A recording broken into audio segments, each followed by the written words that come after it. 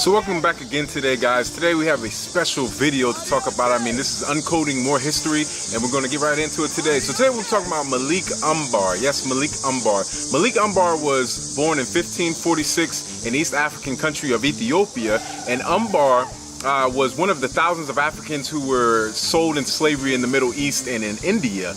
Ambar was born with the name Chapu, but was later called Ambar, and he was stripped of his name and his homeland and also his family as well. He was sold to an Arab slave merchant who then carried him by caravan across the Red Sea to what is today Yemen in the Middle East. And he was then sold by the Arab to another Arab and sent to Baghdad, which is in modern day Iraq in the Middle East, where he was he worked for the new merchant and he acquired different kind of skills. Now Ambar also learned many things on this route, and he was then sold for the third time. He got sold a lot of time to a merchant in Deccan, and he was then sold for the fourth and last time to Genghis Khan in India. Now Genghis Khan was the Ethiopian like Ambar, who occupied in the post of regent minister of the Sultanate of Nizam in the city of Ahmednagar. Let's say that, Ahmednagar. So for 22 years, Ambar, which was now a Muslim, served Khan, who converted into Islam but was no longer a slave. And during Ambar's time with Khan, he assumed great responsibility over time in the Nizam Sultanate, and especially in the Nizam court as well. And this is where he learned to observe military strategy, political organization, as well as diplomacy and crucial training that he carried into his life as a free man. Now, when Khan, Ambar's ruler, died in 1594, Ambar was freed by Khan's wife. Though the Mughals, which are the North Asian Mongolians, for people that might not know, had conquered the city, and this would be the start of Ambar's formidable career and also a historical event. Let's get it out. The historical event for the state of Deccan. Now, 1 year later, in 1594, Ambar would escape the city and then gather a cavalry of 150 men and begin organizing a rebel army, which soon grew into thousands and thousands of people. Within 6 years after, in 1600, Ambar was a full-fledged mercenary general.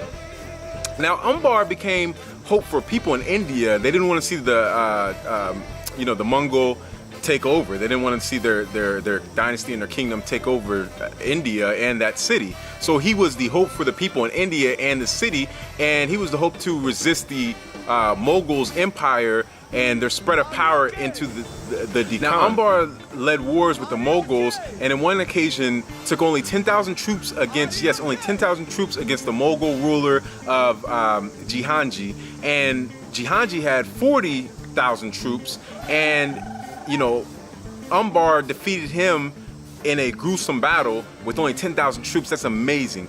And Ambar and the Mongols were very even for a while. Even after this battle, were very even for a while, and not being able to gain ground on either side, whether it be Ambar and his army or the Mughals.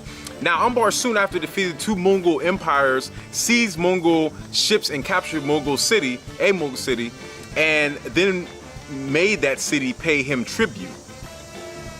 He was that kind of man. Now, he trained his troops to fight in the art of guerrilla warfare, and for 25 years, Ambar's army was inspirational for those who resisted the Mongol occupation in southern India. They didn't want that, and he was a big inspiration to the people, local people and regional people around that area.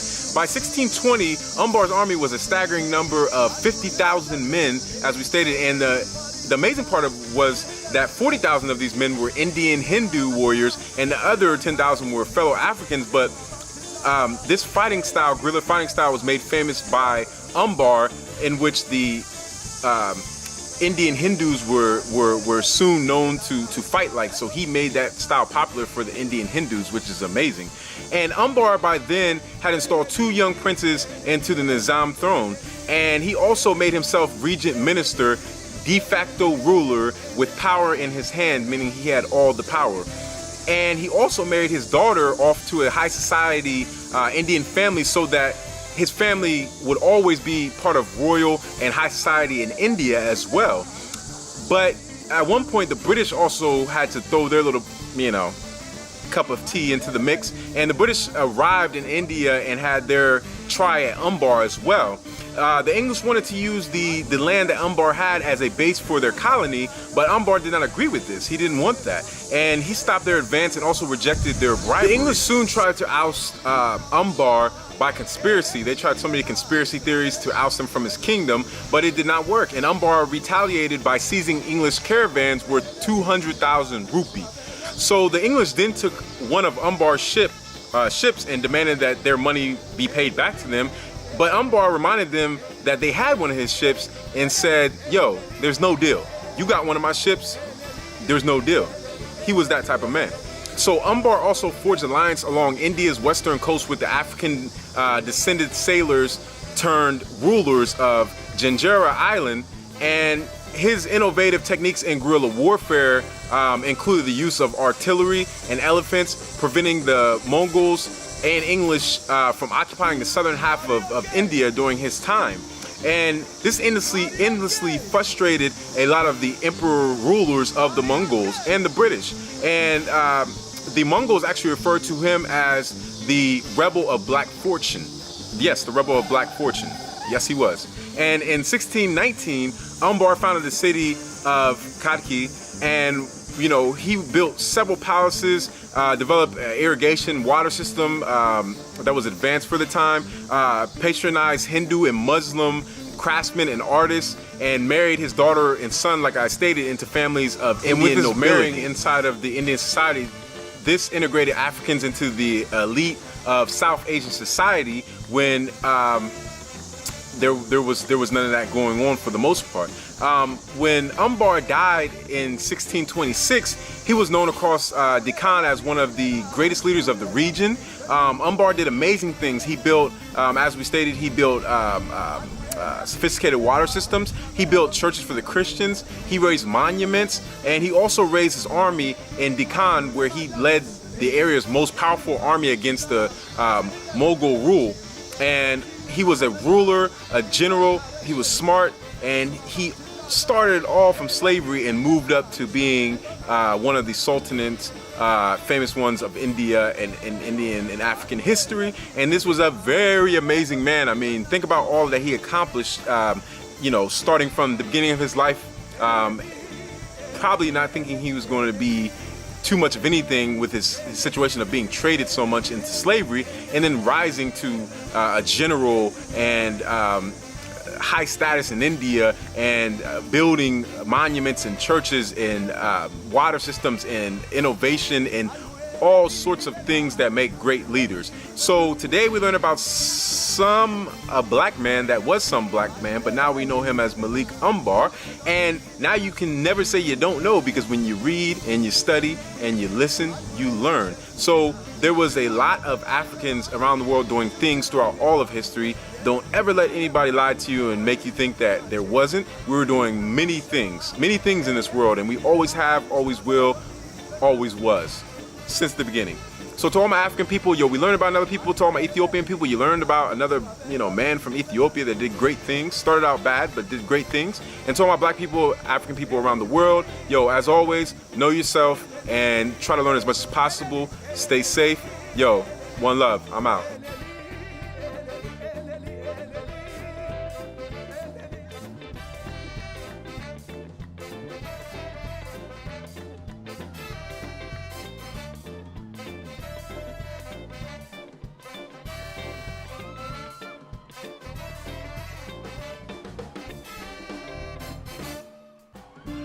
Are you okay? Are you okay?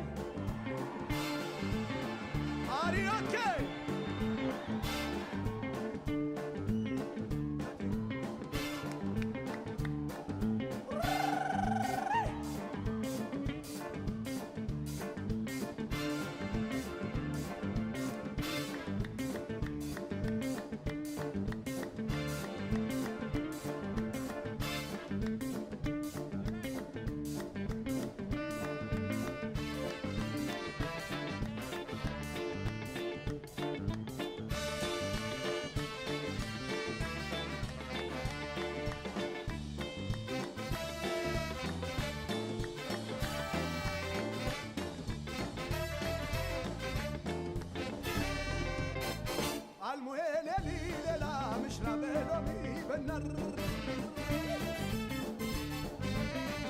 عالويلي ليلا مشرب لومي بنر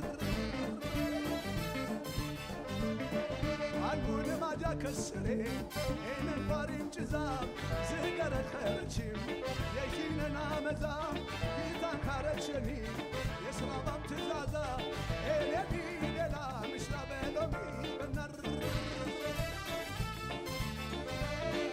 عالويلي ليلا مشرب لومي بنر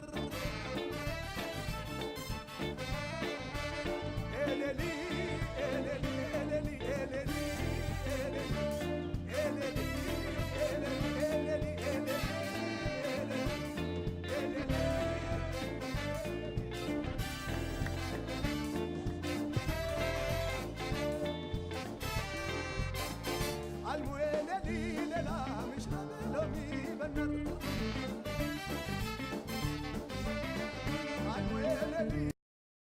What's up? What's up? Hey. Shalom. What up? Hi. Africa.